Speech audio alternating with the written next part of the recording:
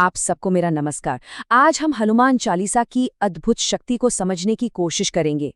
देखिए, ये सिर्फ 40 छंदों का एक भजन नहीं है, बल्कि ये शक्ति, ज्ञान और शांति का एक ऐसा स्रोत है जो समय से परे है। एक तरह से कहें तो जीवन जीने का एक पूरा दर्शन है।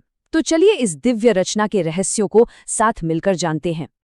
जरा सोचिए, क्या ऐसा हो सकता है कि 16वीं सदी में जेल की दीवारों के पीछे लिखी गई सिर्फ 40 छंदों की एक कविता में पूरी की पूरी सेना को काबू करने की ताकत हो? ये सुनने में भले ही काल्पनिक लगे, पर यह हनुमान चालीसा की उत्पत्ति से जुड़ी एक बहुत ही शक्तिशाली कथा का हिस्सा है। कहते हैं कि जब संत तुलसीदास जी को कैद कर लिया गया था, तो उन्होंने वहीं बैठकर इन 40 चौपाइयों को रचा। और माना जाता है कि जैसे ही ये रचना पूरी हुई, एक अजीब घटना घटी। बंदरों की एक बहुत बड़ी सेना ने पूरे शहर में उथल-पुथल मचा दी। यह हंगामा तब तक शांत नहीं हुआ जब तक तुलसीदास जी को सम्मान के साथ रिहा नहीं कर दिया गया। ये घटना चालीसा की शक्ति का सबसे पहला और सबसे बड़ा प्रमाण मानी जाती है। अब यहाँ से चालीसा की सबसे पहली और सबसे गहरी सीख शुरू होती है। ये बड़ी दिलचस्प बात है कि इसकी शुरुआत सीधे हनुमान जी की तारीफ से नहीं होती। नहीं, सबसे पहले ये हमें प्रार्थना के लिए तैयार करती है, हमारे दिल को विनम्रता की नींव पर मजबूत करती है। तो सबसे पहला कदम क्या है? मन के आईने को साफ करना। ये चौपाई हमें सिखाती है कि प्रार्थना करने से पहले अपने गुरु के प्रति श्रद्धा रखकर अपने मन को साफ करना, उसे निर्मल करना बहुत जरूरी है। ये तैयारी का पहला पड़ाव है। ये हमें सिखाता है कि किसी भी दिव्य शक्ति को पाने से पहले अंदर की शुद्धि सबसे जरूरी है। आप सोचिए, हमारा मन एक आईने जैसा है। जब तक वो साफ न हो, उसमें परमात्मा का अक्स कैसे दिखेगा? तो यहाँ सीखने वाली बात यह है कि सच्ची प्रार्थना कुछ मांगने से नहीं, बल्कि खुद को तैयार करने से शुरू होती है। और मन की शुद्धि के बाद अब आता है विनम्रता का भाव। इस दूसरे दोहे में प्रार्थना करने वाला अपनी कमियों को, अपनी सीमाओं को स्वीकार करता है।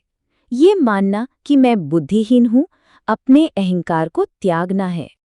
और जैसे ही हम अपनी कमियों को स्वीकार कर लेते हैं, तभी तो दिव्य शक्ति और मार्गदर्शन के लिए दरवाजा खुलता है। यही विनम्रता हमें उस दिव्य शक्ति से जोड़ती है जो हमेशा हमारा मार्गदर्शन करने के लिए मौजूद है। तो अब जब हमारा मन तैयार है, हृदय में विनम्रता है, तो चलिए अब चालीसा हमें हनुमान जी के गुणों के उस विशाल सागर में लेकर चलती है। देखते हैं ये हमें कैसे आगे बढ़ाती है। पूरी चालीसा को देखें तो वो मुख्य रूप से हनुमान जी के 3 गुणों के इर्द गिर्द घूमती है। उनकी अटूट भक्ति, उनकी जबरदस्त शक्ति और उनका ज्ञान, जो सिर्फ ज्ञान नहीं बल्कि एक्शन में दिखने वाला ज्ञान है। और ये तीनों गुण एक दूसरे से बहुत गहराई से जुड़े हुए हैं।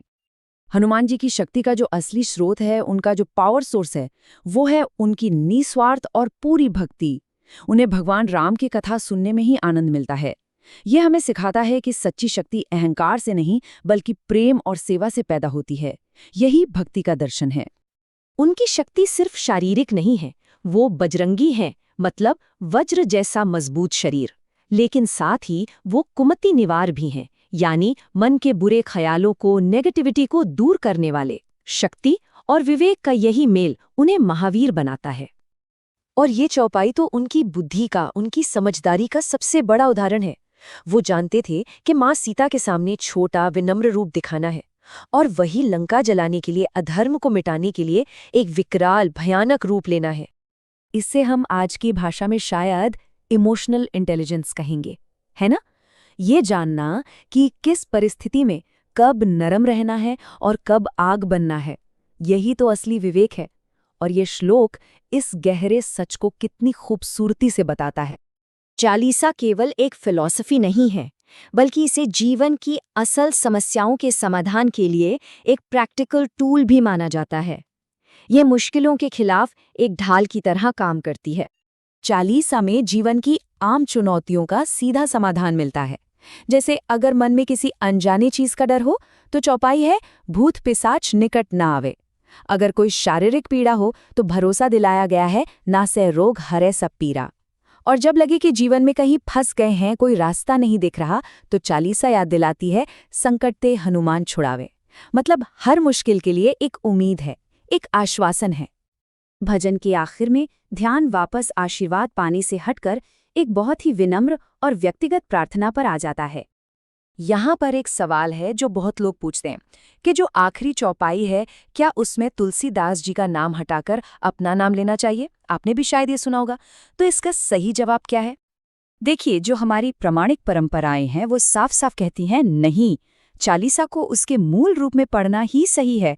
ऐसा करना कवि तुलसीदास जी का सम्मान है, यह हमें अहंकार से बचाता है और इस दिव्य रचना की पवित्रता को भी बनाए रखता है।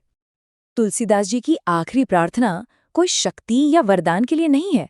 वो खुद को बस हरि चेरा यानी प्रभु का सेवक कहते हैं और सिर्फ एक ही चीज मांगते हैं, कीजे नाथ हृदय में डेरा।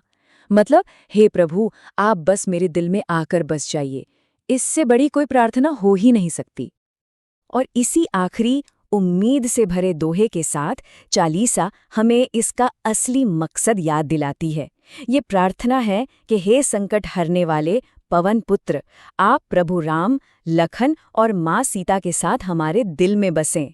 क्योंकि असली मंजिल कोई शक्ति हासिल करना नहीं है, बल्कि अपने अंदर, अपने दिल में उस दिव्यता को जगह देना है।